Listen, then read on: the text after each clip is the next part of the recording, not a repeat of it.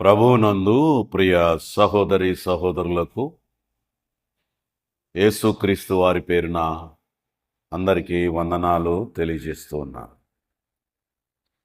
దేవుని వాక్యమును ధ్యానం చేద్దాం. యోహాను సువార్త 13వ అధ్యాయం. యోహాను సువార్త 13వ అధ్యాయం మొదటి వచనం. తాను ఈ లోకము నుండి తండ్రి యొద్దకు వెళ్ళవలసి గడియ వచ్చినని యేసు పస్కా పండుగకు ముందే ఎరిగినవాడై లోకములో ఉన్న తన వారిని ప్రేమించి అంతము వరకు ప్రేమించాను. లోకములో ఉన్న తన వారిని ప్రేమించి అంతము వరకు ప్రేమించాను. ప్రార్థన. మహాఘనుడును మహోన్నతుడును పరిశుద్ధుడును నిత్య నివాసియునైన మా ప్రియ పరలోకపు తండ్రి, మీ ఘనమైన నామమునకు స్తుతులు స్తోత్రాలు చెల్లిస్తూ ఉన్నాం.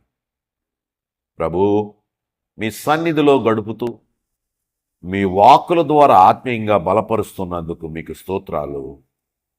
అల్పుడనైనా నన్ను నిలువబెట్టుకొని మీ బోరగా వాడుకున్నందుకు మీకు స్తోత్రాలు. ఆత్మతో నడిపించండి. బిడ్డలు ప్రభువా, నేను ఏమి గురి కలిగి ఉన్నానో మీ మనస్సులోని మీ ఉద్దేశములు మీ తలంపులు నేను ఎరిగిన వాడనై ప్రభు, నీ గ్రంథములోని మాటలను బిడ్డలకు వివరిస్తూ మీ ప్రేమను మేము పొందుకొని అదే ప్రేమను మేము సంఘములో చూపించేలాగున ప్రతి వారిని సిద్ధపరచుమని మా ప్రభువును రక్షకుడునైన యేసుక్రీస్తు వారి పరిశుద్ధమైన నామమును బట్టి ప్రార్థన చేయుచున్నాను మా పరమ తండ్రి. ఆమేన్. ప్రేమ. ఇక ప్రేమ అంటే ఈ రోజుల్లో తెలియనివాడు ఎవ్వడూ లేడు. 2 అక్షరాల మాట ఈ ప్రేమ అసలు దేవుని నుండి వచ్చింది. ఈ ప్రేమ ఎక్కడి నుంచి వచ్చింది? దేవుని నుండి వచ్చింది. మనుషులైతే ఆ ప్రేమను రకరకాలుగా వినియోగించుకున్నారు. చెప్పుకోవాల్సి వస్తే ఇస్కరియోతు యోధే ప్రేమిస్తున్నట్టుగా నటించాడు, కానీ యేసు ప్రభువునే అమ్ముకున్నాడు. అందుగురించి అది ఏమి ప్రేమ? కపట ప్రేమ. అయితే తాను ఈ లోకములో నుండి తండ్రి యొద్దకు వెళ్ళవలసిన గడియ వచ్చేనని తండ్రి పంపించాడు ప్రభు అని యేసును. ఇక ఆయన మరలా రావాలి. ఆయన సమయం దగ్గర అవుతుంది. అంటే ఆయన దగ్గరకు వెళ్ళాల్సిన సమయం దగ్గర అవుతుంది. అందుగురించి తండ్రి యొద్దకు వచ్చిన గడియ వచ్చేనని యేసు పస్కా పండుగకు ముందే ఎరిగిన వాడై లోకములోనున్న తన వారిని ప్రేమించి, లోకములో ఉన్న తన వారిని ప్రేమించి ఏమన్నాడు ఇక్కడ? అంతము వరకు ప్రేమించెను. ఎంతవరకు? ముగింపు వరకు. తండ్రి ఏదైతే చెప్పాడో దాన్ని చేస్తూనే ఆయన ఎక్కడా కూడా జవదాటకుండా తండ్రి చెప్పిన ప్రకారంగా చేస్తూ ఆయన మనల్ని ప్రేమిస్తూ, ఎంత ప్రేమ అంటే కలవరి శిలువలో వేలాడుతూ కూడా, తండ్రి వీరేమి చేయుచున్నారో వీరికి తెలియదు, వీరిని క్షమించు. ఇది ప్రేమ. అందుచేత ప్రేమ గురించే చెప్పాలి అంటే ప్రభు ప్రేమనే చెప్పాలి, కానీ మనం మిగతా ఏ ప్రేమలు కూడా ప్రభు ప్రేమ ఎదుట నిలువజాలవు. ఇది బాగా గుర్తుంచుకోవాలి. అంతము వరకు ప్రేమించిన అనే మాట అసలు మరిచిపోకూడదు. అంతము వరకు ప్రేమించడం అంటే అదే, తండ్రి వీరేమి చేయుచున్నారో వీరికి తెలియదు, వీరిని క్షమించు. అసలు ఎప్పుడైనా ఆయన ప్రేమను గురించి ఆలోచించారా? ఆయన ప్రేమను గురించి ఆలోచించారా? సండే స్కూల్ పిల్లల్లో ప్రతిదీ వారికి కూడా యోహాను సువార్త 3వ అధ్యాయము 16వ వచనం చెబుతూ ఉంటారు. ప్రతి ఒక్కరికి కంఠపాఠమే. నా మట్టుకు నాకు కూడా దేవుడు లోకమును ఎంతో ప్రేమించాను కాగా ఆయన తన అద్వితీయ కుమారునిగా పుట్టిన వాని యందు విశ్వాసముంచు ప్రతి వాడును నశింపక నశింపక నిత్య జీవము పొందినట్లు ఆయనను అనుగ్రహించాను. లోకమును ప్రేమించడం అంటే చెట్లనా పొట్లనా కాదు. లోకాన్ని ప్రేమించడం అంటే లోకములో ఉన్న మానవులే. ఇక్కడ ఏమన్నాడు? లోకములో ఉన్న తన వారిని ప్రేమించి, లోకములో ఉన్న తన వారిని ప్రేమించి అంతము వరకు ప్రేమించాను. ఈ విధమైన ప్రేమ, ఎంత గొప్ప ప్రేమ ఉంటే అసలు ఇంకా కూడా యేసు ప్రేమ గురించి ఆలోచించని వారలారా, యేసు ప్రేమ తెలుసుకోలేని వారలారా, యేసు ప్రేమ ద్వారా కన్నీళ్లు కూడా మీ హృదయంలో మీ కళ్ళ వెంట రాని వారలారా, యేసు ప్రేమ ద్వారా మీ హృదయం అసలు ఎంతో పశ్చాత్తాపడి ప్రభు దగ్గరకు వచ్చి వేడుకొని నేను ఏపాటి వాడనయ్యని వేడుకోలేని వారలారా, ఇంకా కఠిన హృదయాలు ఏ ప్రేమలు మీలో ఉన్నాయో చూడండి. వేరే లోకంలో అనేక ప్రేమలు ఉన్నాయి, అవి చెప్పవలసిన పని లేదు. ఒకవేళ ఆ ప్రేమలో ఉంటే ఈ ప్రేమ విలువ నీకు తెలియదు. అందుకే ప్రభు కూడా చెప్పాడు, తండ్రినైనను తల్లినైనను భార్యనైనను బిడ్డలనైనను ఆస్తులనైనను అక్క చెల్లెలనైనను అన్నదమ్ములనైనను నాకంటే ఎక్కువగా ప్రేమించిన వాడు నాకు పాత్రుడు కాడు.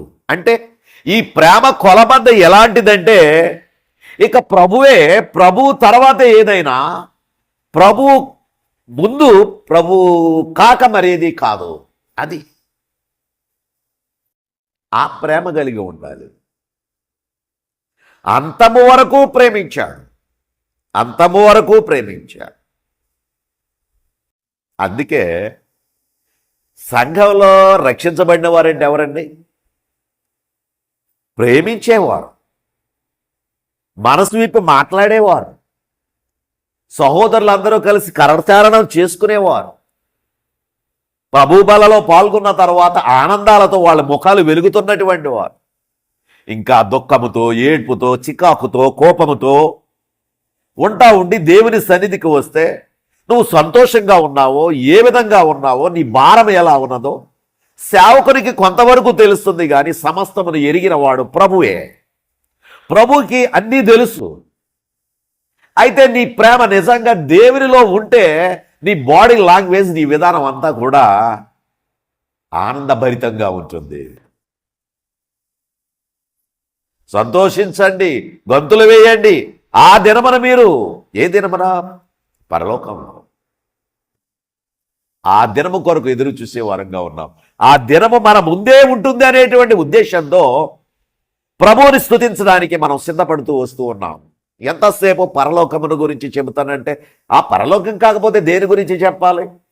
మనుషుల ఆలోచనలు పరలోకం మీద లేకపోతే, పరలోకపు గురి కలిగి లేకపోతే, ఆ యొక్క ప్రేమ మీద లేకపోతే, ఆయన చూపించినటువంటి ఆ విధానాన్ని మనం గ్రహించకపోతే అసలు మనం ఆయనలో ఏమై ఉంటాం? ఆలోచించాలి. ఆయనలో ఏమై ఉంటాం? కొరింథీయులకు రాసినటువంటి మొదటి పత్రిక తీయండి.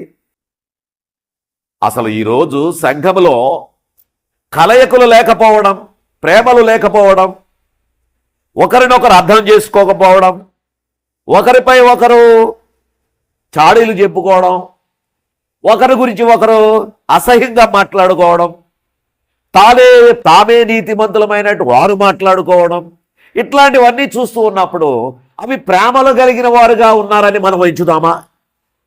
చెప్పండి. అవి అట్లాంటి వారు దేవుని ప్రేమను కలిగిన వారని మనం చెప్పుకోగలమా? ఒక వ్యక్తి గురించి ఒకరి దగ్గర చెప్పినప్పుడు, ఇంకొక వ్యక్తి వాడి దగ్గర చెప్పినప్పుడు, ఈ విధంగా సంఘంలో ఉన్నప్పుడు ఒక సహోదరుని గురించి సంఘంలో ఎక్కువగా మాట్లాడుతూ వాడిని కించపరిచే విధంగా, అవమానపరిచే విధంగా పైకి విశ్వాసులాగా నటిస్తే అది నిజమైన ప్రేమ అందామా? కొరింథీయులకు రాసినటువంటి మొదటి పత్రిక 13వ అధ్యాయంలో ఉన్న విషయాలు మనం ధ్యానం చేద్దాం. ఇక్కడ ఏమంటున్నాడు? మనుషుల భాషలతోనూ దేవదూతల భాషలతోనూ నేను మాట్లాడినను ప్రేమ లేని వాడనైతే మ్రోగెడు కంచును గణగణలాడు తాళమునయుందును. ఏమండి, బాగా అర్థం చేసుకోండి. ఇక్కడట మనుష్యుల భాషలతోనూ దేవదూతల భాషలతోనూ, ఈ రోజున చాలా కొన్ని సంఘాలలో భాషలు మాట్లాడుతూ ఉంటారు. ఆ భాషలు అయితే ఏమో మనకైతే తెలియదు, దాని గురించి మనం మాట్లాడవలసిన పని లేదు. అయితే ఇక్కడ పౌలు గారు వారిని కూడా ఇక్కడేమి అనడం లేదు, కానీ ఆయన చెప్పే ప్రతి వాక్కు కూడా లోతుగా ఆలోచిస్తే వారికి అర్థమవుతుంది, భాషలు మాట్లాడే వారికి కూడా. అందుగురించి మనుషుల భాషలతోనూ దేవదూతల భాషలతోనూ నేను మాట్లాడినను ప్రేమ లేని వాడనైతే మ్రోగెడు కంచును గణగణలాడు తాళమునై ఉందును.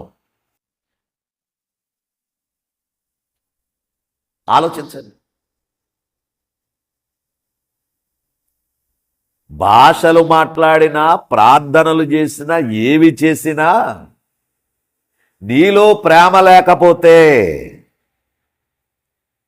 నీకు కానుకలు ఇచ్చేవారిని ఎక్కువగా ప్రేమిస్తూ ఉంటావు, కానుకలు ఇచ్చేవారిని ఎక్కువగా ప్రేమిస్తూ ఉంటావు, ఆ కానుకలు ఇచ్చేవారి కొరకే ప్రార్థన చేస్తూ ఉంటావు.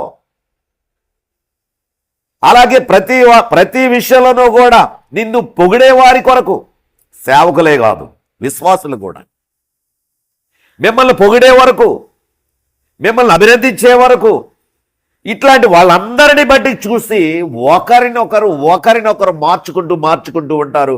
ఇంకొక విశ్వాసి ఉంటాడు, వారితో మీకు కాంటాక్ట్ ఉండదు, అతన్ని మీరు ప్రేమించలేరు, అతని ఇంటికి వెళ్ళలేరు, అతన్ని ఆదరించలేరు.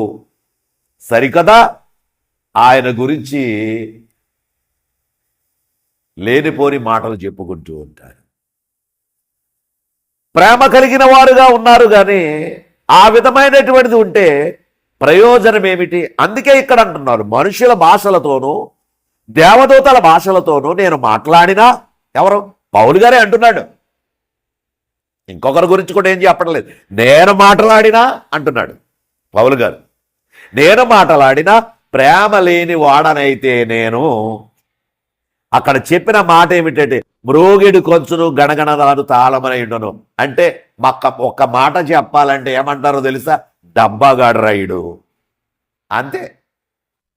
ఓకే, డప్పు కొట్టుకుంటాడు, వాడికి వాడు డప్పు కొట్టుకుంటాడు.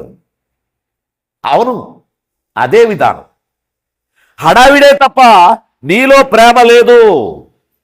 ప్రభు అయిన యేసు వారు 23వ అధ్యాయం మత్తయి సువార్తలు అదే చెప్పారు.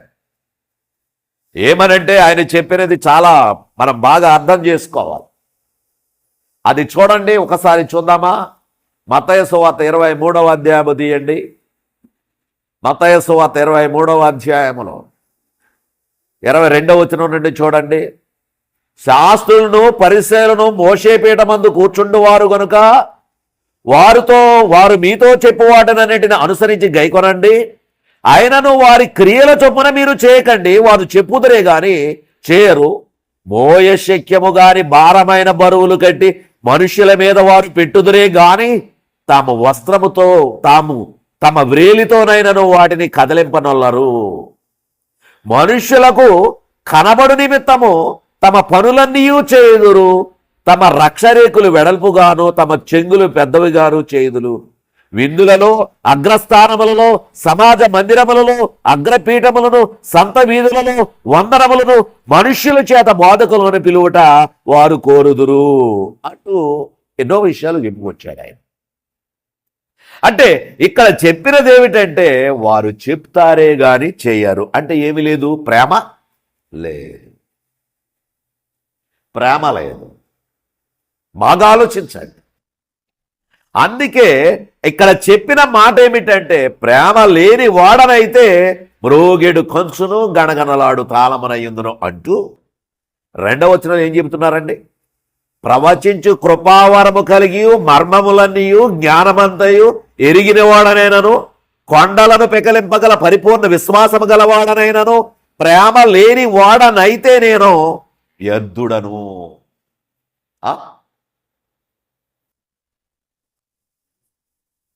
మన జీవితంలో కొన్నిసార్లు కొన్ని సంఘటనలు ఎదురవుతూ ఉంటాయి.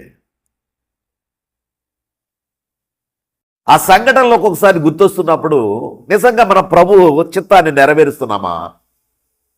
ఆ ప్రేమను చూపించే వారంగా ఉన్నామా? ఆ విధంగా నడిచే వారంగా ఉన్నామా అనిపిస్తుంది. అందుగురించే మీరే కాదు, మీతో పాటు నేను కూడా నన్ను నేను పరీక్షించుకుంటూ ఉంటాను. ఇక్కడ అన్నమాట ఏమిటి? ప్రవచించు కృపావరము కలిగి మర్మములన్నీయు జ్ఞానమంతయు ఎరిగిన వాడనను. అనర్గళంగా దేవుని యొక్క వాక్యం ప్రవచనాలు చెప్పేస్తారు. మనిషికి సిక్స్త్ సెన్స్ అనేది ప్రతి ఒక్కడికి ఉంటుంది. కొంచెం జరగబోయేది చెబుతాడు, తను అనుభవం ఉన్నటువంటి వాళ్ళ దగ్గర నడుస్తూ ఉంటాడు కాబట్టి వాళ్ళ మూమెంట్స్ కనిపెడుతూ ఉంటాడు కాబట్టి చెప్పగలడు. అయితే ఇది పూర్తిగా ఆత్మ సంబంధమైనదిగా ఉండాలి అంటే అది మామూలు విషయం కాదు. అందుకే ఈ కాలంలో తనకున్నటువంటి ఆ సిక్స్త్ సెన్స్ని పరిశుద్ధాత్మగా ఎంచుకుంటూ దేవుడు నాతో మాట్లాడని చెప్పుకుంటూ దేవుని ప్రేమను మరిచి వారికి అనుకూలమైన విధంగా చేసుకునేవారుగా ఉన్నారు. అర్థం చేసుకోండి.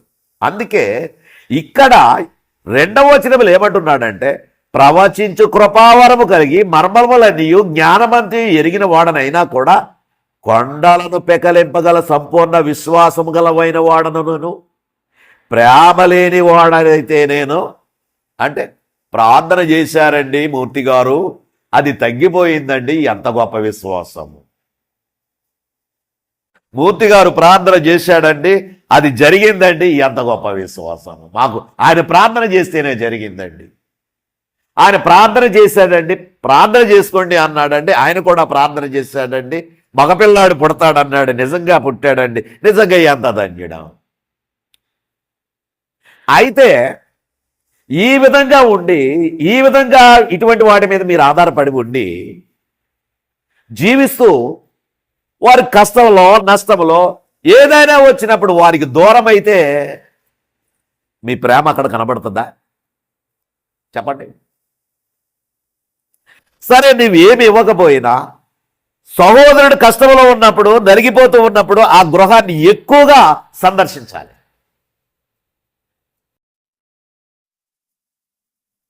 కొన్ని సందర్భాల్లో వెళుతూ ఉన్నప్పుడు ఏదో 4 మాటలు చెబుతూ ఉంటాను, వెళ్ళి వారిని బలపరుస్తాను. ఫైనాన్షియల్గా ఎంతోమంది ఇబ్బందులు పడుతూ ఉన్నారు, అప్పుల బాధల్లో పడి నలిగిపోతూ ఉన్నారు, ఏడుస్తూ ఉన్నారు. వీటి నుంచి ఎలా బయటపడాలని చింతతో ఉన్నారు చాలామంది. మరి అటువంటి సహోదరులు వింటూ ఉన్నప్పుడు గుండెలో ఒక విధమైన వేదన వస్తుంది. ఆ వేదనతో వారికి దేవుని మాటలు చెప్పి బలపరిచి ఆదరించేవారుగా ఉండేటటువంటి విధానం ఉండాలి. మనం ఇచ్చిన వాటితో వారి అప్పులు తీరిపోవు, వారి సమస్యలు తీరిపోవు, కానీ ఏదో కొంచెం ఆదరణ. అందుచేత ఇక్కడ ఏమంటున్నాడంటే ఆ మాటను మీరు బాగా అర్థం చేసుకోండి. ప్రవచించే కృపావరం ఉందట, మర్మములన్నీ తెలుసట, జ్ఞానమంతా ఎరిగిన వాడట, కొండలను పెకలింపగల విశ్వాసమట. అంటే ప్రార్థన చేస్తే కొండలు కూడా పెకలింపగలడట, ఆ విధమైన విశ్వాసం అంట. అయితే ఏమి లేదట, ఏమి లేదటమ్మా, ప్రేమ లేదట. బాగా అర్థం చేసుకోండి. ప్రేమ లేదట. ఇదేమిటండి? ప్రార్థన చేస్తే కొండలను పెకలించే విశ్వాసం అంటున్నాడు. మొదటిగానేమో మనుషుల భాషతోనూ దేవదూతల భాషలతోనూ మాట్లాడతానంటున్నాడు. ప్రవచనాలు ప్రవచించేటటువంటి విధానం అంటున్నాడు. ప్రార్థన చేసేటటువంటి విధానం అంటున్నాడు. ఇవన్నీ గొప్పగా ఉన్నాయంటున్నాడు. ఏమీ లేదట. ఇవన్నీ బాగా ఉన్నాయట. ఏమీ లేదట. ప్రేమ లేదట. ఎవరినో ఉద్దేశించి అనడం లేదు, తను పేరు పెట్టుకునే మాట్లాడుతున్నాడు పౌలు గారు. ప్రేమ లేని వాడనైతే నేను వ్యర్థుడను. ప్రభువు చెప్పింది కూడా మత్తయి సువార్త 23లో అదే. మీరు పరలోకానికి వెళ్ళరు, పరలోకానికి వచ్చేవారిని మీరు రానివ్వరు. ప్రభు చెప్పాడు. అంటే ఏం లేదు, వీళ్ళకి ప్రేమ లేదు. వాళ్ళ గురించి వాళ్ళే. మనం ఇందాక అనుకున్నాం కదా, సహవాసంలో ఆ సహవాసం వారి గురించే ప్రార్థనలు. దేశం గురించి ప్రార్థన చేస్తున్నావా? యుద్ధాలు జరుగుతున్నాయి, వాటి గురించి ప్రార్థన చేస్తున్నావా? అనేక రాష్ట్రాలలో దాడులు జరుగుతున్నాయి, వాటి గురించి ప్రార్థన చేస్తున్నావా? ఎంతో మంది హతసాక్షులైపోతున్నారు, వారి గురించి ప్రార్థన చేస్తున్నావా? ఇవన్నీ చేస్తున్నప్పుడు నీ దైనందిన జీవితంలో నాకు అది లేదు ప్రభా, ఇది లేదు ప్రభా అంటూ ప్రార్థనలు చేస్తున్నావే గాని దేవుని ప్రేమను ఎరిగిన వాడవైతే, దేవుడు లోకమును ఎంతో ప్రేమించెను కాగా తన అద్వితీయ కుమారునిగా పుట్టిన వాని యందు విశ్వాసముంచు ప్రతి వాడను నశింపక నిత్య జీవమును ఆయనకు మనకు అనుగ్రహించాడని చెప్పే మాటను మర్చిపోతున్నావా? అంతము వరకు ఆయన ప్రేమిస్తుంటే నువ్వు కొంతవరకే ప్రయత్నిస్తున్నావా? కొంతవరకే. మిమ్మును ప్రేమించేవారిని మీరు ప్రేమించిన ఎడల మీకేమి ప్రయోజనం అన్నాడు కదా ప్రభు. మిమ్మును ప్రేమించేవారిని. ఆ పిండి వంటలు మన ఇంటికి వస్తే మన ఇంటి పిండి వంటలు ఆ ఇంటికి వెళతాయి. ఆ ప్రక్కనే ఉంటాడు పేదోడు, వాడి ఇంటికి వెళ్ళవు. ఎందుకో తెలుసా? మీకున్నటువంటి బాంధవ్యం అది. దాన్ని ఏమంటారంటే సహవాసం అంటారు. కరెక్టే, మంచిదే. అయితే మీ ప్రక్కనున్నవాడు లేమితో ఉన్నప్పుడు, గోలతో ఉన్నప్పుడు, బాధతో ఉన్నప్పుడు, ఆ విధంగా మీకు కనబడుతూ ఉన్నప్పుడు అతను నువ్వేమీ చేయకపోతే నీకు శిక్ష. అవును, అంటే నువ్వు ప్రేమ లేని వాడవే. ఈ వాక్యమే మన మీద నడుస్తుంది ఇప్పుడు. ప్రేమ లేనివాడు. తర్వాత 3వ వచనంలో ఏమన్నాడు తెలుసా? గొప్ప మాట అండి ఇది. 3వ వచనంలో ఏమంటున్నాడు? పేదల పోషణ కొరకు నా ఆస్తి అంతా ఇచ్చినను. పేదల పోషణ కొరకు నా ఆస్తి అంతా ఇచ్చినను. పేదల పోషణ కొరకు నా ఆస్తి అంతా ఇచ్చినాను, కాల్చబడటకు నా శరీరము అప్పగించినాను. ప్రేమ లేనివాడనైతే నాకు ప్రయోజనమేమియు? కానుకిచ్చానండి 1,00,000 రూపాయలు, కానుకిచ్చానండి 50 లక్షలు, అది నేనే కట్టించానండి, ఆ కాలనీకి నేనే మొత్తం అంతా ఖర్చు పెట్టి చేయించానండి. మంచిదే, అది పేరు కొరకు చేస్తున్నావు. ఎప్పుడైతే నేనే పెట్టానో, నేనే చేశానో, నేనే అనేది నువ్వు అన్నావంటే నీలో అహం, నేను చేశాను అని వారికి చెప్పుకోవడంలో, వినిపించుకోవడంలో, వారందరూ నిన్ను అభినందించాలని అనుకోవడంలో ఆశపడుతున్నావు కాబట్టి అది. అయితే ఇది క్రైస్తవుడు, రక్షణ పొందిన వాడి గురించి నేను మాట్లాడుతున్నాను. అది పొలిటీషియన్స్ కావచ్చు, ఇంక నాయకులు కావచ్చు, ఎవరైనా ఇది చేయొచ్చు, అది వేరు. ఇక్కడ అనేటువంటిది ఏమిటంటే దేవుని సహవాసములో ఉండి ఆ విధమైనటువంటి ఆశలు కలిగిన వాడు, వాడిలో ప్రేమ లేదు. వానిలో ఏమి లేదు. అందుకే ఇక్కడ చెప్పేటటువంటి మాట, పేదల కొరకు ఆస్తి అంతా ఇచ్చినా, కాల్చబడుటకు శరీరం అప్పగించినా, ప్రేమ లేని వాడనైతే నాకు ప్రయోజనమేమీ లేదు. అయితే ఈ ప్రేమ ఎలా ఉంటుంది ఆలోచించండి. ఈ ప్రేమ ఎలా ఉంటుందమ్మా? స్త్రీలు చాలామంది ప్రేమ కలిగి ఉంటారు, నలుగుతూ ఉంటారు, భరిస్తూ ఉంటారు. అయితే ఇక్కడ చూడండి, ఆ ప్రేమ ఎట్లా ఉంటుందో, ఏ లక్షణాలు ఉంటుందో ఇక్కడ చెప్పాడు. ఏమంటున్నాడు తెలుసా? 4వ వచనంలో, ప్రేమ దీర్ఘకాలము సహించును. అమ్మా ఏంటంట? దీర్ఘకాలము. ఇవాళ కాదు, రేపు కాదు, ఎల్లుండి కాదు. దీర్ఘకాలం అంటే నీ చివరి శ్వాస వరకు. ఈ ప్రేమ ఎలాంటిది? నిజమైనటువంటి ప్రేమ, సహిస్తుంది. ప్రేమ దీర్ఘకాలము సహిస్తుంది.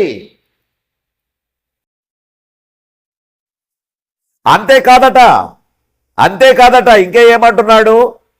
ప్రేమ దయ చూపించును. ప్రేమ దయ చూపించును. ఒక్కొక్క తల్లి ఒక్కొక్క గృహంలోకి వెళితే ఆయన కష్టపడి పట్టుకొచ్చేస్తూ ఉంటాడు. నా కళ్ళలో మెదులుతున్న దృశ్యాలు చెబుతున్నాను. ఆయన కష్టపడి పట్టుకొచ్చేస్తాడు. ఆ పట్టుకొచ్చిన ఒక్కొక్కసారి ఆ డబ్బులు ఇలా పట్టుకురా, కొంచెం ఆ పని ఉందని చెప్తే ఈమె విశ్వాసురాలు, ఎవరో వచ్చారండి మొన్న, చాలా ఇబ్బందులు ఉందట, ఆ 500 ఆమెకి ఇచ్చాను. ఇతను కూడా కొంచెం ఆలోచించి, సరేలే ఉంది అనుకున్నానులే, మంచిది. ఏమిటిది? దయ. దయ. ఆ దయ ఏమిటంటే, ఇప్పుడు మీకు పరలోక సంపాదన పెరగాలి అంటే, పరలోకంలో అకౌంట్ పెరగాలంటే, ఇప్పుడు చూడండి, 100 100 100 200 300 అలాగా చేసుకొని 1000 రూపాయలు 1500 2000 25,000 అయ్యేసరికి అమ్మయ్య నా అకౌంట్లో 25,000 ఉంది, పర్వాలేదు, కొంచెం ధైర్యంగా ఉంది అని అనుకుంటావు కదా. నీ పరలోకపు అకౌంట్లో ఎంత ఉంది? ప్రేమ దీర్ఘకాలము సహిస్తూ ఉన్నప్పుడు నీ పరలోకపు అకౌంట్ బ్యాలెన్స్ పెరుగుతుంది.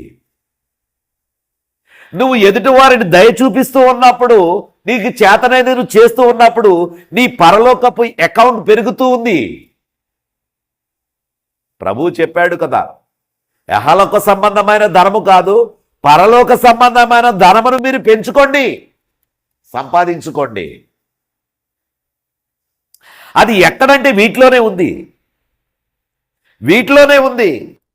వీటికి మనం ఏమి ఇవ్వకూడదు అనుకుంటే నీ జీవితం అలాగే ఉంటుంది. ఏదో చేతనైది చేసి మర్చిపో. అందుగురించి ఇక్కడ దయ చూపిస్తుంది, దీర్ఘకాలము సహిస్తుంది. మూడవదిగా అన్నాడు, మొదటిది ఏమన్నాడమ్మా? ప్రేమ దీర్ఘకాలము సహిస్తుంది అన్నాడు. ప్రేమ ఏమన్నాడు? దయ చూపిస్తుంది అన్నాడు. మూడవదిగా ఏమంటున్నాడంటే, ప్రేమ మత్సరపడదు. ఏం పడదు? మత్సరం అంటే ఏంటి? ఒక్కొక్కసారి పెడుతున్నావు, కష్టమాన నీకు నేను పెట్టలేను, ఉంటది మనిషికి స్వభావం. మత్సరపడదు, అతని మీద వ్యతిరేకం రానివ్వదు, సహిస్తుంది. కాబట్టి దీర్ఘకాలం సహిస్తుంది. కాబట్టి మానవులమైన మనలో కొన్ని లక్షణాలు ఉన్నాయి కాబట్టి వాటిని మనం ఒక్కొక్కసారి ఏం చేస్తామంటే ముందుకు వెళ్ళలేని విధంగా వీటిని మనం బ్రేక్ చేస్తుంది. అందుకే ఈ వాక్యం ద్వారా మనం ఏమిటంటే తగ్గించుకోవాలి, చూపించుకునేటువంటి విధానం కనబడాలి. అందుకే ఇక్కడ చెప్తున్నాడు మత్సరపడదు. ఇంకొకటి అన్నాడు, నాలుగవదిగా ప్రేమ డంభముగా ప్రవర్తించదు. ప్రేమ డంభముగా ప్రవర్తించదు. డంభం అంటే డంభం శరీరాత్ర నేత్రాశ జీవపు డంభం. శరీరాశ నేత్రాశ జీవపు డంభం ఇవి దేవుని నుండి వచ్చినవి కావు. శరీరాశ నేత్రాశ జీవపు డంభం అంటే నాకేంట్రా లోటు, సంపాదించుకున్నాను పెట్టుకున్నాను నాకేం పర్వాలే, నాకేమిట్రా లోటు. జీవపు డంభం. నేను ఎవరినైనా లెక్క చేయాలా? ఎవరిని లెక్క చేయవలసిన పని లేదు. నాకున్నదేదో నాకున్నది. ఎవరి దగ్గర తలవంచవలసిన పని లేదు. ఎవరి దగ్గరికి వెళ్ళి దేహం అని అడగవలసిన పని లేదు. నాకేంటి? జీవపు డంభం. అందుకే ఇక్కడ అంటున్నాడు ప్రేమ డంభముగా ప్రవర్తించదు. ప్రేమ డంభముగా ప్రవర్తించదు. మరొకటి అంటున్నాడు తర్వాత ఏమన్నాడు? అది ఉప్పొంగదు అంటే ఇవన్నీ ఎవరి లక్షణాలమ్మా? ఎవరి లక్షణాలు? ప్రేమ లక్షణాలు. ఉప్పొంగదు. ఉప్పొంగుతూ ఉంటాం, కొంచెం వచ్చేసరికి ఉప్పొంగుతూ ఉంటాం, ఒక స్టేటస్ ఒక పరిస్థితి మనకు వచ్చేసరికి ఉప్పొంగుతూ ఉంటాం. అందుకే అంటున్నాడు అది ఉప్పొంగదు. ఇవన్నీ చంపుకుంటేనే అది నిజమైన ప్రేమగా వస్తుంది, అది నిజమైన ప్రేమగా వస్తుంది. అందుకే ఇక్కడ అంటున్నాడు ఉప్పొంగదు. తరువాత ఏమంటున్నాడు? ప్రేమ అమర్యాదగా నడవదు. ఎలా నడదు?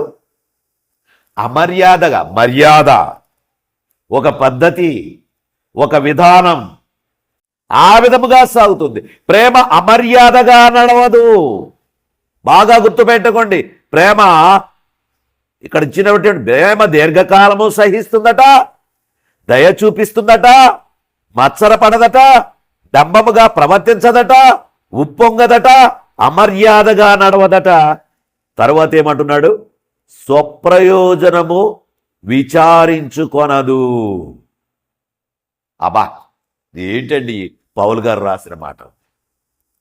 స్వప్రయోజనం అంటే నాకు, మనకి నాకేమిటి, ఈ పని నేను చేస్తే నాకేమిటి, ఇలా నేను చేస్తే నాకేమిటి, వాడికి అలా చేస్తే నేను లాస్ అవుతాను కదా అనేది, అది స్వప్రయోజనం. దాని కొరకు మనకేమీ కలిసి రావడం లేదు కాబట్టి ఈ విషయంలో అతని దూరం పెడదాం, అతని పని మనకే అవసరం లేదు. అతని ద్వారా కలిసి వస్తుంది కాబట్టి వారికి విందులు చేద్దాం, వాళ్ళకి భోజనాలు పెడదాం, వాళ్ళకి బహుమతులు ఇద్దాం, ఈ విధంగా చేద్దాం. ఏంటంటే నీ స్వప్రయోజనాలకు వారు ఉపయోగపడుతున్నారు కాబట్టి వాటిని నడిపించే విధానంగా ఉంటావు. చూసారా? అందుగురించి నిజమైన ప్రేమ, నిజమైన ప్రేమ ఈ రోజుల్లో చూస్తూ ఉన్నాను. మన ఒక తల్లి అంటుంది 7,000 రూపాయలు లాక్కుపోయాడట, 7,000 రూపాయలు లాక్కుపోయాడట. ఏం చెప్తుంది చెప్పండి తల్లి? ఏమిటి అంటే అన్ని రోజులు లేవు కానీ ఆ రోజు ఉదయం నుంచి దగ్గర తిరుగుతూ ప్రియమైన సహోదరులారా ఆలోచన చేయండి. ఏ విధమైన ప్రేమ? రేపు పెన్షన్ వస్తుందనగా ఈరోజు సాయంత్రం నుంచి అమ్మ నీకేం కావాలి అని వచ్చే ప్రేమ. అమ్మ దగ్గర డబ్బులు అయిపోయిన తర్వాత పట్టుకుపోయిన తర్వాత మళ్ళా అమ్మ కనపడదు, అమ్మకు నువ్వు కనపడవు. ఈ ప్రేమ ఇంకా ఎన్నెన్నో జీవితంలో ఎన్నెన్నో ఇవన్నీ కూడా చూస్తూ ఉంటుంటే మన దగ్గర నిజమైనటువంటి ప్రేమ, యేసు ప్రేమ లేదు. ఆ యేసు ప్రేమ ఉంటే ఇవన్నిటిని కూడా లైన్లో పెట్టుకుంటావు. ఆ యేసు ప్రేమను నీ స్వీకరిస్తే, ప్రభువును నువ్వు చూపించాలనుకుంటే ఇవన్నీ కూడా నీలో చూపించేవాడుగా ఉంటావు. ఇందుకే ఇక్కడ అంటున్నాడు, ఇంకా ఏమంటున్నాడు? స్వప్రయోజనము విచారించుకొనదు, త్వరగా కోపపడదు. దొక్కటండి. యథార్థంగా నేను చెబుతున్నాను. మరి అది ఎలా వస్తుంది? కొంచెం నాకు కోపం ఆ విధముగా వచ్చేస్తుంటుంది. దాని గురించే ప్రభు సన్నిధిలో కూడా వేడుకుంటూ ఉంటాను, ఇంత షార్ట్ టెంపర్ ఎందుకు ప్రభువా అని. అందుగురించి అది ఉన్నప్పటికీ కూడా అనిపిస్తుంది, నాకు ఇబ్బంది అనిపిస్తుంది అది. అందుచేత ఇక్కడ ఏమంటున్నాడు? త్వరగా కోపపడదు. నిజమైన ప్రేమ త్వరగా కోపపడదు. భార్యాభర్తల మధ్య ఇద్దరికి కోపం ఉందంటే ఆ కుటుంబం నిలబడుతుందా? ఇద్దరికి కోపం ఉంటే వంట వద్దు సాయంత్రానికి, ఇద్దరికి కోపం ఉంటే. అందుగురించి నిజమైన ప్రేమ కావాలంటే నీ డ్యూటీ నువ్వు చేయి, నీ భర్త డ్యూటీ నీ భర్త చేస్తాడు. అప్పుడు మీ ప్రేమ కనబడుతూ ఉంటుంది. అందుగురించి ప్రేమ ఏమంటున్నాడంటే కోపపడదు, అపకారము మనసులో ఉంచుకున్నది బేష్. ఇది బాగా గుర్తుపెట్టుకోవాలి. నీకు ఎప్పుడు అపకారం చేశాడు అతను, నీకు దెబ్బ మీద దెబ్బ కొట్టాడు, నువ్వు దెబ్బ తట్టుకోలేని దెబ్బ కొట్టావు. అయితే ఒక్కొక్కసారి అంటావు అది నేను మరిచిపోలేనయ్యా. ఇక్కడ ప్రభు ఏమంటున్నాడు? మరిచిపో అంటున్నాడు. రెడ్డి గారు మరిచిపో అంటున్నాడు. నేను మరిమలేను అంటున్నాం మనం. ఇక్కడ దేవుడు ఏమంటున్నాడు? మరిచిపోవాలి నువ్వు అంటున్నాడు. నేను మరవలేను అంటున్నావు, మరవలేకపోతే నాకు వద్దంటున్నాడు ఆయన. మరి నువ్వు నాకు కావాలి ప్రభా, నేను నీకు కావాలి, ఓకే, నువ్వు పగని ఉంచుకోవద్దు, ఆ దెబ్బను గురించి నువ్వు అస్తమానం చెప్పవద్దు, నువ్వు మరిచిపో, అతను ప్రేమించు అంటున్నాడు. ఇంకా బాగా చెప్పాలంటే ఏమన్నాడు? నీ శత్రువుని ప్రేమించు అన్నాడు. ఎవరిని ప్రేమించమన్నాడు? శత్రువుని. అంటే క్రైస్తవుడికి శత్రువులు లేరు. అనేక సార్లు చెప్పాను మీకు, క్రైస్తవుడికి శత్రువులు లేరు, అందరూ మిత్రులే, అందరూ మిత్రులే. ఒక్కడే శత్రువు, మనలో ఉన్నటువంటి వీటిని అన్నిటినీ కూడా జీవం పోస్తూ నడిపిస్తాడే వాడు సాతాను. వాడికి మనం తలొగ్గితే ఈ ప్రేమలు అన్నీ ఎగిరిపోతాయి, ఇవి వచ్చేసి మనలో తిష్ట వేస్తాయి.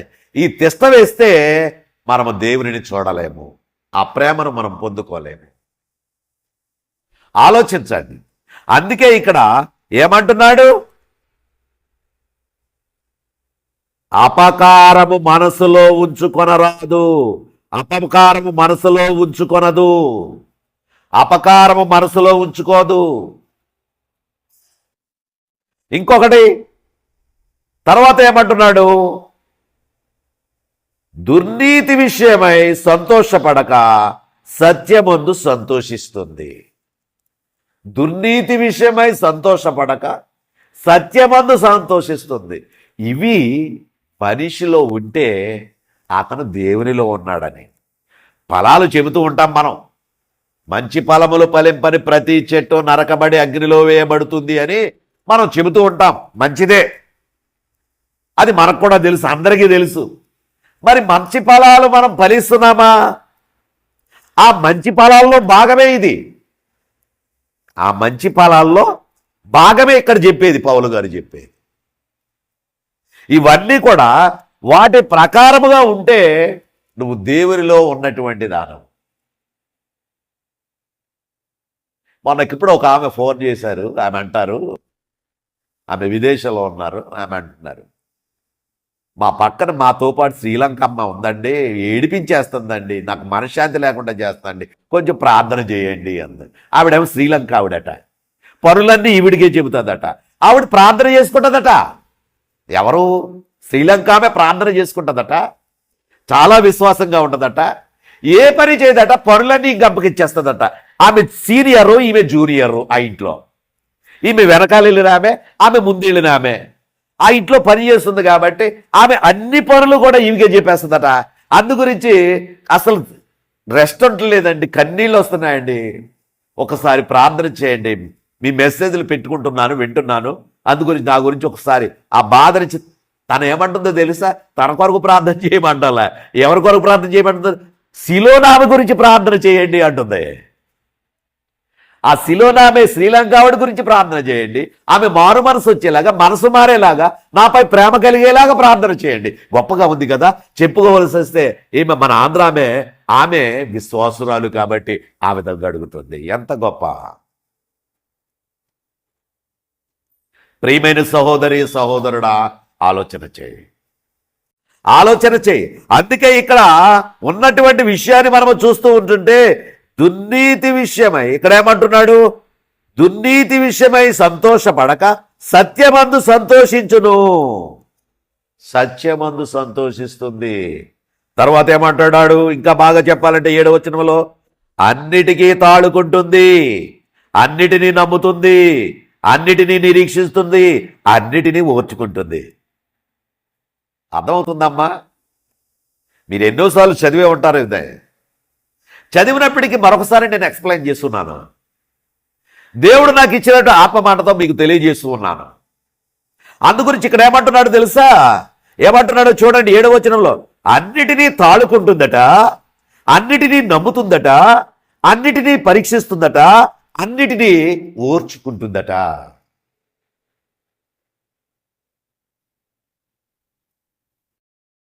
కొన్ని నాలో మీరు అబ్జర్వ్ చేస్తున్నారో లేదో నాకైతే తెలియదు, కానీ నేను కొన్ని విషయాలు నేను అలా వదిలేస్తున్నప్పుడు మీకు అర్థమవుతూ ఉండాలి.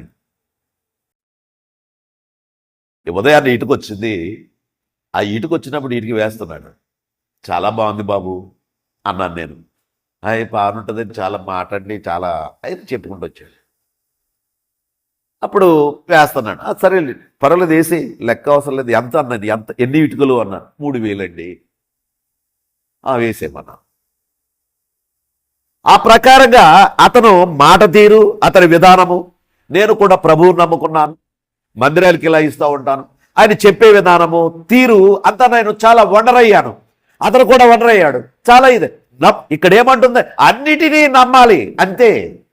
ఇక దాన్ని వేరే క్వశ్చన్ అయ్యింది నన్ను. చాలా మంది అంటాడు, మీరు ఊరికేంటంటే ప్రతిదీ అలా నమ్మేస్తారు. ఏమాట మోసం చేస్తే నేనా పోయేది, వాడా? మోసం చేసినోడు పోతాడు. మనం ఎందుకు పోతాం చెప్పు. అందుగురించి ప్రతిదీ కూడా నీతి, యథార్థత అనేది మనలో ఉండాలి. అప్పుడు ఉన్నప్పుడు ప్రతి వ్యక్తిని నేను పరీక్షిస్తూ ఉంటాను. ఒకవేళ నా గురించి మీరు అనుకోవచ్చు, నాకున్నటువంటి జ్ఞానంతో నేను చేస్తాను, అవతల వాడి రేజ్ అయితే నేను తగ్గిపోతాను, దాని గురించి నాకు సంబంధం ఉండదు. ఎందుచేతనంటే అది నేను నేర్చుకుంటున్నాను. ఇప్పుడు కూడా దేవుని యొక్క సన్నిధిలో ఉండి ఒక్కొక్కటిగా నేర్చుకుంటూ ముందుకు వెళుతూ ఉన్నాను. ఎందుకంటే ఏ టైంని ప్రభువు పిలిస్తే నీలో ఇది లోపం ఉందని నాకు అడ్డు వేస్తే అక్కడ నాకు నిత్య జీవం ఉండదు. ప్రియులారా, ఆలోచన చేయండి. నిజమైన ప్రేమ కావాలి. అందుకే ఇక్కడ ప్రేమ ఏమంటున్నాడు, అన్నిటికీ తాళుకుంటుందట, అన్నిటినీ నమ్ముతుందట, అన్నిటినీ నిరీక్షిస్తుందట, అన్నిటినీ కూడా ఓర్చుకుంటుందట. ఓర్చుకుంటున్నారా? ప్రేమ మీలో ఉన్నదా? అటు విధానంతో మీరు సాగుతున్నారా? ఆలోచించండి. మనసుంటే జాగ్రత్తగా ఈ మాటలను వినండి. దేవుని వైపు నిలబడండి. ప్రభు కొరకు బ్రతకండి. ఆ ప్రేమ మనలో ఉన్నటువంటి ఏ నకిలీ ప్రేమ అయినా సరే అది. ఒక ఆయన అన్నాడు, ఒక చెల్లి, ఆ చెల్లి ఏంటంటే అన్నగారు వేరే కంట్రీలో ఉన్నారు. అది చేసినప్పుడు ఆ చెల్లి అన్నగారు ఫోన్ చేస్తుందట. అప్పుడు ఏంటి చెల్లికి, అప్పుడు అనుకుంటాడ చెల్లికి ఏదో అవసరమైంది. ఇన్ని రోజులు, నెల రోజులు కూడా అన్నా అనేటువంటిది అన్నది. కానీ అక్కడనేసరికి అప్పుడు ఆయనకు అర్థమవుతుంది చెల్లి దగ్గర డబ్బులు అయిపోయాయి అన్నమాట. అంటూ ఆ మాట అంటాడనమాట. ఏ మాట? అది ఏదో ఇరుకొచ్చింది, ఇబ్బంది వచ్చింది, అందుకే చేసావు కదా చెల్లి. చూసావా, ఎన్ని వచ్చినా అన్నగారు చేస్తూ ఉన్నప్పటికీ చెల్లి అవసరం వచ్చినప్పుడు అన్నా అని అడిగినప్పుడు ఆయనకి అర్థం. ఈ మధ్యకాలంలో అన్నా అని అనురాగం ఉండడం లేదు. అంటే అవతల అన్న బాగున్నాడు కాబట్టి ఆ చెల్లి అట్లా అడుగుతూ ఉంటుంది. వాస్తవానికి అవి తీరిపోయిన తర్వాత అన్న అవసరం ఉండడం లేదు. ఇది ఏ ప్రేమ? అందు గురించి అలాగా అన్నదమ్ములు కావచ్చు, అక్క చెల్లెళ్ళు కావచ్చు, సంఘములు ఉన్న ప్రియులు కావచ్చు, ఏదైనా విషయం ఉంటే ఆ విషయం ఆ ఇంటికి వెళ్ళని వాడు ఆ సమయంలో వెళుతూ ఉంటాడు, ఆ ఇంటికి చేరతా ఉంటాడు. ఆ సిగ్నల్స్ అర్థమవుతూ ఉంటుంది, ఆ సిగ్నల్స్ అర్థమవుతూ ఉంటాయి. ఆ ఇంట్లో సంభాషణ అవుతుంది. ఏంటి ఎప్పుడు మన ఇంటికి రాడు, 2-3 నెలలు అయింది వచ్చి, ఇప్పుడు వచ్చాడేంటి అంటుంటది లోపలమ్మే. ఈ రకాల విశ్వాసం అయితే పురుషుడు ఎప్పుడైనా సరే ఏమంటాడంటే, నువ్వు నోరు మూసుకు అలా కూర్చో అంటాడు. నువ్వు అలాగే చెప్తావు అంటారు. ఎంత విశ్వాస అయినా ఇంట్లో ఉండేటటువంటి విషయాలు ఎలా ఉంటాయంటే, ప్రభు ప్రేమను తెలుసుకోకపోతే అవి లోకాన్ని చుట్టి మనల్ని అపవిత్రులు చేసి దేవుని ప్రేమ నుంచి బయటికి తోసేసేలా ఉంటాయి. క్రైస్తవుడిగా బ్రతకడం అంటే సామాన్యమైన విషయం అనుకుంటున్నారా? సామాన్య విషయమే కాదు. గుడికెళ్ళి కానుకిచ్చేసి స్తోత్రాలు చెల్లించేసి వచ్చేస్తున్నాం, అమ్మ అయిపోయిందని చెప్పేసి అనుకుంటున్నారా? కాదు. మీరు ప్రభువుని చూపించాలి, ప్రభువుని చూపించాలి, ప్రభు కొరకు బ్రతకాలి. అది ఇక్కడ చెప్పే ఈ ప్రేమలో. అందుకే ఇక్కడ ఏమంటున్న మాటలన్నీ మనం జాగ్రత్తగా చూస్తే అక్కడ చెప్పేది అన్నిటినీ తాళుకుంటుందట, అన్నిటినీ నమ్ముతుందట, అన్నిటినీ నిరీక్షిస్తుందట, అన్నిటినీ ఓర్చుతుందట. 8లో అంటున్నాడు, ఏమంటున్నాడు? ప్రేమ శాశ్వత కాలముండును. ఏంటమ్మా? ప్రేమ శాశ్వత కాలముండును, శాశ్వత కాలముండును. దానికి లేదు. భార్యాభర్తల ప్రేమ వృద్ధాప్యం వృద్ధులయ్యేసరికి ఇంకా పెరిగిపోవాలి ప్రేమ. అవునండి, నేను వైద్యం చేస్తూ ఉంటాను కాబట్టి ఆ గతంలో వాళ్ళిద్దరు కూడా చిరుబురులాడుకునే వాళ్ళు కూడా ఈ టైంలో పెద్ద వయసు వచ్చేసరికి వాళ్ళు వచ్చి అడుగుతూ ఉంటుంటే నాకు నవ్వు వస్తూ ఉంటుంది. మీ వదిలికి చూడు తమ్ముడు, మీ వదిలికి చూడు తమ్ముడు కొంచెం బాగోలేదు అసలు, పాపం ఒక రాత్రంతా బాధపడిపోతుంది అంటుంటాడు. నాకు నవ్వు వస్తుంటుంది. అబ్బా ఏం ప్రేమ అంటే, పెద్ద వయసు వచ్చేసరికి మరింత ప్రేమ పెరుగుతుంది. ఆ ప్రేమ ఏమిటి అంటే, నా భార్య ఏమవుతుందో, ఆమె కూడా నా భర్తకి ఏమవుతుందో, వృద్ధాప్యంలో ఉన్నారు ఏమవుతుందో. నిజమైనటువంటి ప్రేమగా అది మారుతూ బిడ్డల మీద కంటే ఒకరినొకరు వృద్ధాప్యంలో పెరిగే ప్రేమ. ఆ కుమారుడు డబ్బులు ఇవ్వకపోయినా, ఆ కుమార్తె సరిగ్గా చూడకపోయినా, కోడలు సరిగ్గా చూడకపోయినా, ఎవరు చూడకపోయినా ఈ ప్రేమలు ఎలా ఉంటాయి తెలుసా? ఇవి వాడు ఏమి ఇబ్బందులు పడుతున్నాడో, నా కుమారుడు నా కోడలు కొడుకు ఏమి ఇబ్బందులు పడుతున్నారో, ఈ ప్రేమలు ఎట్లా ఉంటాయి? సహించుకుంటాయి, ఓర్చుకుంటాయి. వాళ్ళు బాగుంటే సరిపోతుంది, వాళ్ళు బాగా యోగ్యంగా ఉంటే సరిపోతుంది, వారు సంతోషంగా బ్రతికితే సరిపోతుంది, మాకేమైనా పర్వాలేదు, మేము ఎలాగో బ్రతుకుతాం, ఒకరినొకరు ఉన్నాం. ఈ ప్రేమ.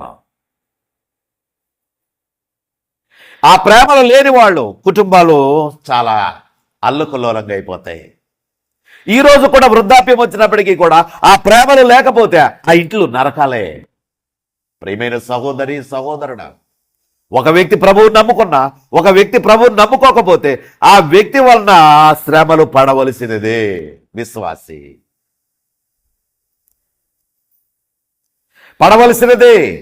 అయితే ఈ ప్రభు ప్రేమ అట శాశ్వత కాలం ఉంటుందట. అంతేకాదు ఇంకా అంటున్నాడు, ప్రేమ శాశ్వత కాలం ఉంటుంది, ప్రవచనాలు నిరర్ధకములవుతాయి, భాషలైనా నిలిచిపోతాయి, జ్ఞానమైనా నిరర్ధకమవుతుంది. ఏమన్నాడు ఇక్కడ 8వ వచనం? ప్రేమ శాశ్వత కాలం ఉంటుంది, ప్రవచనాలు నిరర్ధకములైపోతాయి, భాషలు నిలిచిపోతాయి, జ్ఞానము నిరర్ధకమవుతుంది. మనము కొంతమట్టుకే ఎరిగాము, కొంతమట్టుకే ప్రవచించుతున్నాము. కానీ అర్థమవుతున్నాయి ఈ మాటలు? దేవుని మాటలు బాగా అర్థం చేసుకోవాలి. కానీ పూర్ణమైనది వచ్చినప్పుడు పూర్ణము కానిది నిరర్ధకమగును. పూర్ణమైనది వచ్చినప్పుడు పూర్ణము కానిది నిరర్ధకమగును అంటే అసలు సిసలైనది చివరిలో నిలబడుతుంది. అసలు సిసలైనది ఎక్కడ నిలబడుతుంది? చివరిలో నిలబడుతుంది. అదే ఇక్కడ చెప్పేటటువంటి వాక్యంలో ఉన్నటువంటి విషయం. అసలు సిసలైనది పూర్ణమైనది వచ్చినప్పుడు పూర్ణము కానిది నిరర్ధకమవుతుంది. చిన్నప్పుడు ఏ విధంగా ఉండేవాళ్ళం? దేవుని సన్నిధికి వెళ్ళేటప్పుడు, నా చిన్నప్పుడు సండే స్కూల్కి వెళ్తే సరిపోద్ది, వాక్యాలు చెబితే సరిపోద్ది అనుకున్నాం. పెద్దదిగాను పెళ్లి చేశారు. పెళ్లి చేసిన తర్వాత పెళ్లి కూడా ఏంటి, నేను అప్పటికి రక్షించబడలేదు. ఆ కాలంలో అందరూ కూడా, మన పెద్దలందరూ కూడా ఆ కాలంలో ఏం చేసేవారు? పెళ్లికి బాప్తిసాలు ఇచ్చేసేవారు. అప్పుడు ఏంటి, ఈ వాక్యం ఇంత లోతుగా ఆలోచించారా? ఉండేవారేమో కానీ అంత ఆలోచించేవారు కాదేమో. మరి అది గురించి పెళ్లి బాప్తిసం ఇస్తున్నాడు అంటే ఆ పెళ్లిరా, ఆ పెళ్లి చేసుకుంటున్నావా అనేవారు. అంటే దాని అర్థం ఏంటి? బాప్తిసం ఇస్తున్నాడు అంటే ఆ పెళ్లికి సిద్ధపడుతున్నారని. అసలు బాప్తిసం అంటే ఏంటో, ప్రభు నమ్ముకోవడం ఏమిటో ఇప్పుడిప్పుడు మనం తెలుసుకున్నాం. అప్పుడు ఆ విధంగా విన్నాం, అంతవరకే విన్నాం, అంతవరకే దాన్ని చేయకున్నాం, అంతవరకే వెళ్ళాం. సండే స్కూల్కి వెళ్ళినప్పుడు ఏదో, చర్చికి వెళ్ళినప్పుడు ఏదో, ఆ విధం కొంతమట్టుకే తెలుసుకున్నాం. అయితే ఇప్పుడు దేవుని యొక్క వాక్యాన్ని లోతుగా తెలుసుకుంటున్నాం. ఎందుకంటే సత్యం అంటే ఏమిటి, ప్రేమ అంటే ఏమిటి, జీవితం అంటే ఏమిటి, ప్రభు ఏ విధంగా ప్రేమించాడో, ఎందుకు ఆయన ప్రాణత్యాగం చేశాడు, ఏ విధంగా మనము ఆయన్ని వెంబడించాలి అనేటువంటివి మనం తెలుసుకుంటూ ఉంటున్నాం. అందుకే ఇక్కడ ఏమంటున్నాడు, మరి భాషలైనా నిలిచిపోతాయి, జ్ఞానమైనా నిరర్ధకమవుతుంది, మనము కొంతమట్టికే ఎరుగుదాము, కొంతమట్టికి ప్రవచించుతున్నాము, కానీ పూర్ణమైనది వచ్చినప్పుడు పూర్ణము కానిది నిరర్ధకమగుదును అంటూ ఇక్కడ ఏమంటున్నాడు 11వ వచనములో, నేను పిల్లవాడనైనప్పుడు పిల్లవాని వలె మాటలాడి తిని, పిల్లవాని వలె తలంచి తిని, పిల్లవాని వలె యోచించి తిని. నేను పిల్లవాడిగా ఉన్నప్పుడు పిల్లవానిగా మాట్లాడాను, పిల్లవానిగా తలంచాను, పిల్లవానిగా యోచించాను. అంటే దీని అర్థం ఏమిటి? వాక్యము తెలియనప్పుడు. ఇప్పుడు మీలో కూడా కొంతమంది నేర్చుకుంటూ ఒక వారం కొన్ని ఫాలో అవుతూ ఉంటారు కాబట్టి ఆ ఫాలో అవుతూ ఉన్నప్పుడు నేర్చుకుంటూ ఉంటా ఉంటారు. అప్పుడు ఆహా ఇదా ఇదా అసలు విషయం ఇదా అనేది. అందుకే ఇక్కడ పౌలు గారు అంటాడు, పిల్లవాడిగా ఉన్నప్పుడు పిల్లవానిగా తెలుసుకున్నాను, పిల్లవానిగా ఆలోచించాను, ఇప్పుడు పెద్దవాని వానయ్యను, పిల్లవాని చేష్టలు మానేశాను అన్నాడు. అర్థమవుతుందా? అదే కదా అక్కడ వాక్య భాగం. నేను పిల్లవాడనై ఉన్నప్పుడు పిల్లవాని వలె మాట్లాడాను, పిల్లవాని వలె తలంచాను, పిల్లవాని వలె యోచించాను, ఇప్పుడు పెద్దవాడనై పిల్లవాని చేష్టలు మానివేశాను. పెద్దవాడనై పిల్లవాని చేష్టలు మానేశాను అంటే దేవుని వాక్యం తెలియనప్పుడు, సత్యం తెలియనప్పుడు నీవు అనేక రీతిలుగా జీవించావు. ఇప్పుడు సత్యం తెలుసుకున్నావు, ప్రభుని గురించి తెలుసుకున్నావు, ఆ ప్రేమ ఏమిటో తెలుసుకున్నావు, ఆ ప్రేమ ఏమిటో తెలుసుకొని ఆయన్ని వెంబడిస్తున్నావు. ఇంతకంటే గొప్ప ఏముంది? ఆలోచించండి. అందుగురించి ప్రియమైనటువంటి సహోదరి సహోదరులరా, ఇక్కడ ఉన్నటువంటి వాక్య భాగాలను మనం చూస్తూ ఉన్నప్పుడు మనల్ని నేర్చుకునేటటువంటి వారముగాను, ఈ వాక్యం ద్వారా మన ప్రేమను పెంచుకునేటటువంటి వారంగాను మనం నిలబడాలి. అందుకే ఇక్కడ చివరి మాట ఏమన్నాడు తెలుసా? ఇంకొకటి 13-12లో, ఇప్పుడు అద్దములో చూచినట్టు సూచనగా చూచుచున్నాము, అప్పుడు ముఖాముఖిగా చూతుము, ఇప్పుడు కొంత మట్టికి ఎరిగి ఉన్నాము, అప్పుడు నేను పూర్తిగా ఎరుగబడిన ప్రకారము పూర్తిగా ఎరుగుదును. ఇందులో ఉన్నటువంటి వాక్య విషయం చూడండి, 12వ వచనంలో, ఇప్పుడు అద్దములో చూచినట్లు సూచనగా చూచుచున్నాము. యేసుప్రభుని ఇప్పుడు చూస్తున్నామా మనం?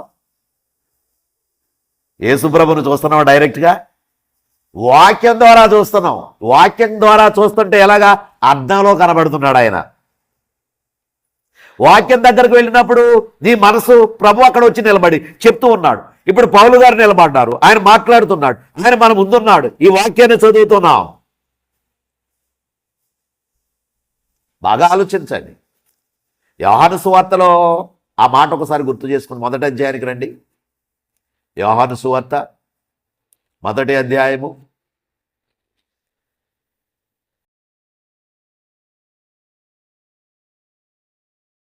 1 చూడండి. ఆదియందు వాక్యం ఉండెను, వాక్యము దేవుని యొద్ద ఉండెను, వాక్యము దేవుడై ఉండెను, ఆయన ఆదియందు దేవుని యొద్ద ఉండెను, సమస్తమును ఆయన మూలముగా కలిగెను, కలిగి ఉన్నదేది ఆయన లేకుండా కలుగలేదు, ఆయనలో జీవముండెను, ఆ జీవము మనుషులకు వెలుగై ఉండెను, ఆ వెలుగు చీకటిలో ప్రకాశించుచున్నది గాని చీకటి దానిని గ్రహింపకుండెను. ఇక్కడ బేసిక్స్ మనకు బాగా కనబడుతున్నాయి. ఇక్కడ ఏంటంటే వాక్యం ఉందట, వాక్యము దేవుని యొద్ద ఉందట, ఆ వాక్యమే దేవుడై ఉన్నాడట. అంటే ఈ వాక్యము ద్వారానే ఇప్పుడు ప్రభువుని మనం నమ్ముతున్నాం. అందుకే ఇదే యోహాను గారు ఏమన్నాడు? యోహాను రాసిన మొదటి పత్రిక, యోహాను గారు రాసినటువంటి మొదటి పత్రికలో ఆయన ఏమంటున్నాడు చూడండి. మొదటి పత్రిక ఎన్నోసార్లు మీరు చదివారు. జీవవాక్యమును గూర్చినది ఆది నుండి ఏది ఉండెనో, మేమేది వింటిమో, కన్నులార ఏది చూచితిమో, ఏది నిర్ధారించి కనుగొంటిమో, మా చేతులు దేనిని తాకి చూచెనో అదే మీకు తెలియజేయుచున్నాము. చూసారా? ఈయన ఏమంటున్నాడంటే జీవవాక్యమును గూర్చినది ఆది నుండి ఏది ఉందో, మేము ఏది విన్నామో, మేము కన్నులారా ఏది చూసామో, ఏది నిర్ధారించి కనుగొన్నామో, మా చేతులు దేనిని తాగి చూశాయో అదే మీకు తెలియజేస్తున్నాను. ఇక్కడ పౌలు గారు ఇంతకటి వాక్యంలో ఏమంటున్నాడు? కొరింథీయులకు రాసినటువంటి పత్రికలో ఉన్నటువంటి మాటలు ఏం మాట్లాడుతూ ఉన్నాడు ఆయన? ఆ కొరింథీయులు రాసినటువంటి ఇప్పుడు ఆ యొక్క ప్రేమను గురించి మాట్లాడుతూ ఏం మాట్లాడుతున్నాడు ఆయన?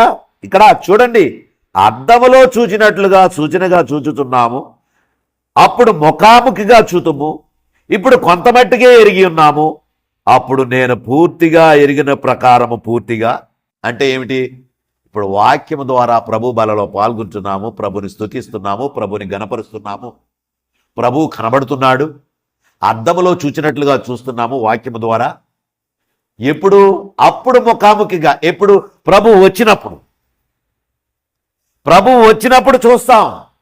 ప్రభుతో వెళతాం, ప్రభు సన్నిధికి వెళ్తాం, ప్రభుతో ఆనందిస్తాం. అది కాబట్టి ప్రియమైన సహోదరి సహోదరులరా, ప్రేమ ఇక్కడ ఉన్నటువంటి వాక్కులను అన్నిటిని కూడా మనకు ధైర్యం చేస్తుంది. ఒక్కసారి చూడండి.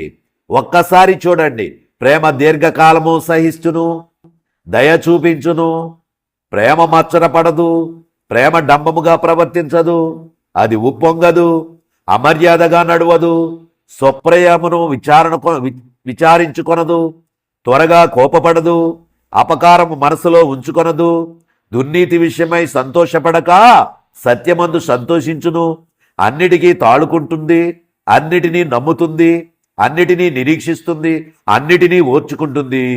ప్రేమ శాశ్వత కాలం ఉంటుంది. ప్రవచనములైనను నిరర్ధకములగును, భాషలైనను నిలిచిపోవును, జ్ఞానమైనను నిరర్ధకమగును.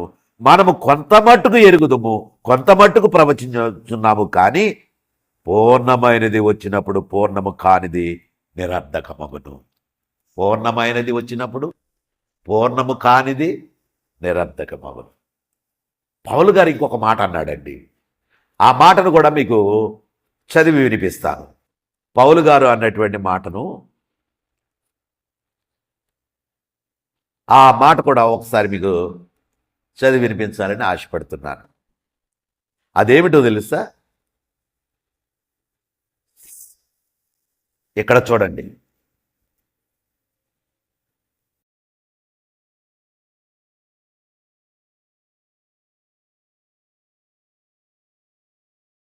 యాకోబు గారిని చూద్దాం. ఏంటంటే ఈయన కూడా ఒక మాట అన్నాడు. 4వ అధ్యాయం సహోదరులారా, 11వ వచనం, సహోదరులారా, ఒకరికి ఒకరు విరోధముగా ఒకడు మాటలాడకండి. తన సహోదరుని విరోధముగా మాట్లాడి తన సహోదరునికి తీర్పు తీర్చుండేవాడు ధర్మశాస్త్రముని వ్యతిరేకంగా మాట్లాడి ధర్మశాస్త్రముకు తీర్పు తీర్చుతున్నాడు. నీవు ధర్మశాస్త్రమునకు తీర్పు తీర్చినట్ల ధర్మశాస్త్రము నెరవేర్చిన వాడు కాక న్యాయం విధించువాడవైతివి.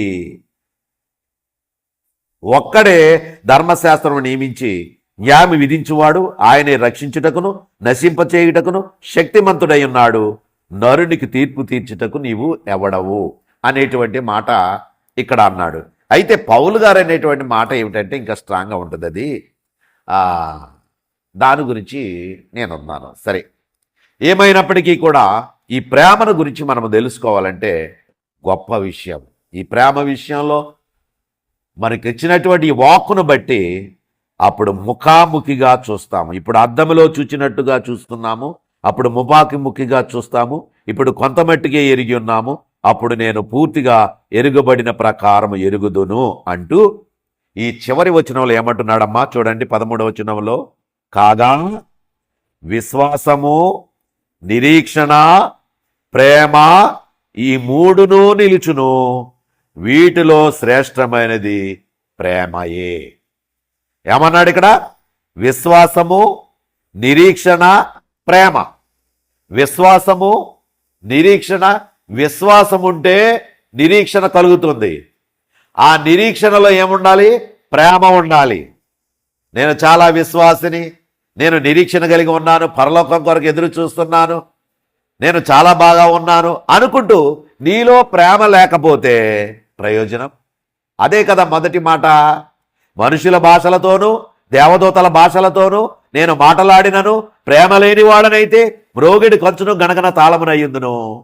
ప్రవచించు కృపావరము కలిగి మర్మములన్నీయు జ్ఞానమంతయు ఎరిగినవాడనేనను కొండలను పెకలింపగల సంపూర్ణ విశ్వాసము గలవాడనేనను ప్రేమ లేని వాడనైతే నేను వ్యర్థుడను. భేదల కొరకు నా ఆస్తి అంతా ఇచ్చినను, కాల్చబడుటకు నా శరీరము అప్పగించినను ప్రేమ లేని వాడనైతే నాకు ప్రయోజనమేమీ లేదు. అంటే ప్రేమ విలువ ఇక్కడ ఎట్లాంటిదో పౌలు గారు చాలా స్పష్టంగా తెలిసారు. అది ఎట్లాంటి ప్రేమ నిలబడుతుందో ఇక్కడ చాలా స్పష్టంగా చెప్పారు.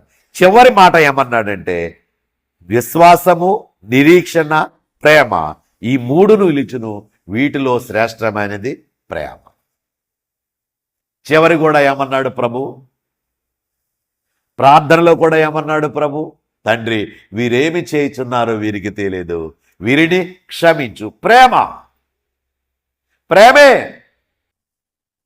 ఇంకా అది కల్మషము లేని ప్రేమ.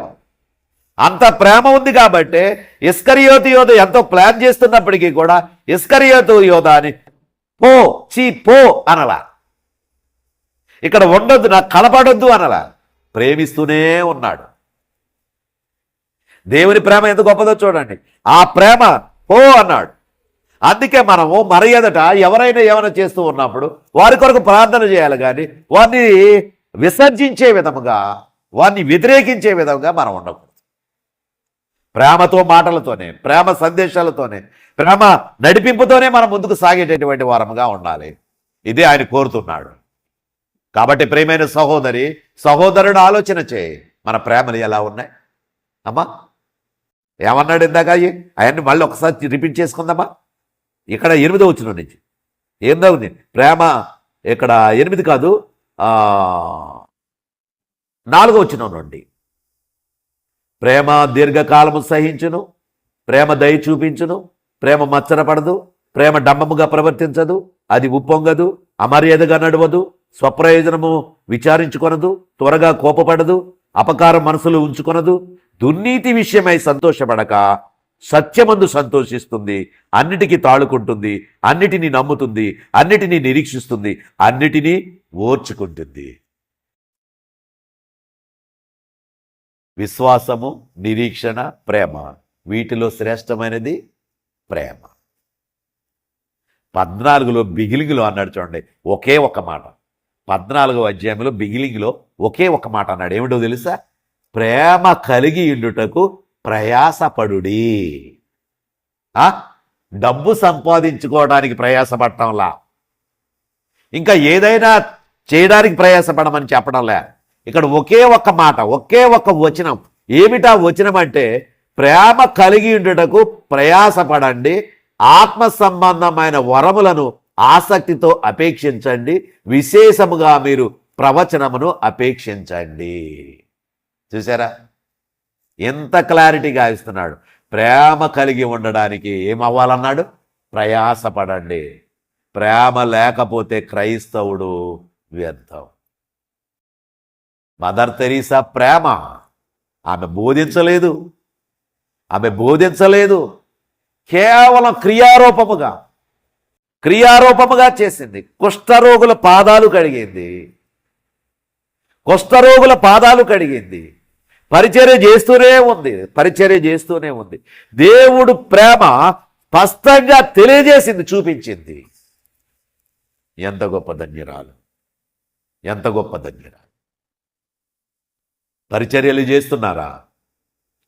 అత్తకోడళ్ళు ఉన్నారు. అత్తగారు వృద్ధాప్యంకి వచ్చింది, పరిచర్యలు చేయాలి, చేయలేదని చెప్పేసి వదిలేస్తున్నావా? నేను భరించలేనని చెప్పేసి వదిలేస్తున్నావా? నా వల్ల కాదు అని వదిలేస్తున్నావా? దేవుని దగ్గర తీర్పులోకి వస్తావు. జాగ్రత్త. వృద్ధాప్యంలో ఉన్న తండ్రుల్ని ప్రేమిస్తున్నాను అనుకుంటున్నావు కానీ, వారి దగ్గర ఏదైనా ఉంటే చేస్తున్నావు కానీ, లేకపోతే వారిని పరిచర్య చేసే విధంగా ఉన్నావా? అటువంటప్పుడు నీవు క్రైస్తవుడుగా ఏం ప్రేమ చూపించేవాడుగా ఉన్నావు? ఆలోచించు.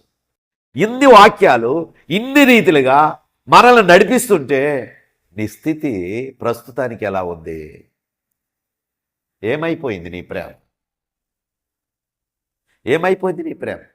వృద్ధాప్యంలో ఉన్నవారు ఏదైనా చేసి పెట్టండి అని చెబితే దాటుకొని వెళ్ళిపోతున్నారే, వారిని దృష్టిలోనే ఉంచుకోవడం లేదు. మీరు యవనస్తులైన పిల్లలు, క్రైస్తవులైనటువంటి కుటుంబంలో పెరుగుతున్న పిల్లలు, ఇట్లాంటి వాక్యాలు నేర్చుకుని బలపడుతున్న పిల్లలు అన్యుల వలె సాగుతున్నారే, అది దేవుని ప్రేమ అంటారా? కాబట్టి ప్రేమ కలిగి ఉండుటకు ప్రయాసపడండి. అట్టి కృప దేవుడి మీ అందరికీ అనుగ్రహించునుగాక. ప్రార్థన. పరిశుద్ధుడైన మా ప్రియ పరలోకపు తండ్రి, ఇదిగో అయ్యా, ఆనాడు మీరు చూపించినటువంటి ప్రేమ అంతము వరకు మీరు ప్రేమించారు. ఎక్కడ కూడా రాజీ పడలేదు.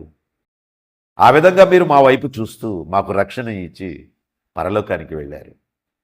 ఇదిగో ప్రభువా, అదే సందేశాలతో పౌలు గారు ఇంకా బలపరుస్తూ ప్రేమ ఎట్లా ఉంటుందో చెప్తూ మమ్మల్ని మరింత ఆత్మీయులుగా చేస్తున్నందుకు మీకు స్తోత్రాలు తండ్రి. అట్టి విధముగా మేము ధరించుకొని ముందుకు వెళ్ళడానికి మమ్మల్ని సిద్ధం చేయమని యేసుక్రీస్తు నామమున ప్రార్థన చేసి వేడుకుంటున్న అమ్మ పరమ తండ్రి. ఆమేన్.